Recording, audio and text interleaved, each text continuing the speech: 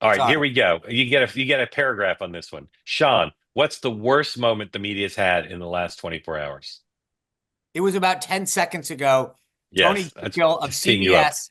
Thank you. I appreciate this. Tom Cotton, I don't think I've watched CBS mornings ever, but I saw that Tom Cotton was on there. He was talking about China. I love Tom Cotton and I love talking about China. So I watched the interview. Tom Cotton is talking like he is a huge champion of the existential threat that China poses to the United States. And the first thing that Tony Dopical of CBS says is, well, let's be honest. China and the United States both want to dominate the world. What's the difference? And I'm like, wait a second. We don't want to dominate the world. China actually does. And then the second thing he said is he goes on in the interview to say, well, let's face it. You talk about the military, the economic thing. The one thing that we haven't talked about that the world that we're facing is DEI. And I was like, you've got to be kidding me.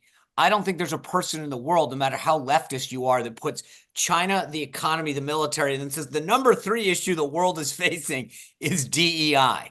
That's insane.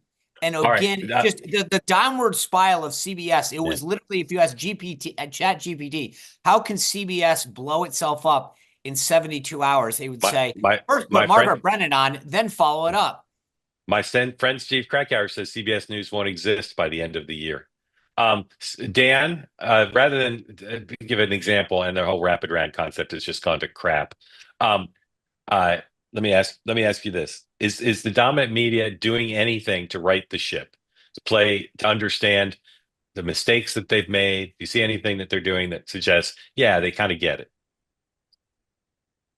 Don't know if they get it yet. I think they are starting to have some, the profiles of Carolyn Levitt, the fact that their profile of Charlie Kirk, Steve Bannon had a positive one. Like, I think they are beginning to try to offer up The some, the, but Wash, the, the Washington Post made Sean Person of the Year Oh, yes. you mean that with a Saturday thing? with a I with forgot about that. a giant profile that made him like they made him like Brown. They made him like Brown versus Board of Education, like freedom fighter, precedent setter. I Yeah, forgot about that. Was that yeah, Saturday I knew you did. Washington It Post? was it was the Washington Post. You know what? I think it was the Free Beacon. Yeah. No, it was the Washington Post. Now that I think about it.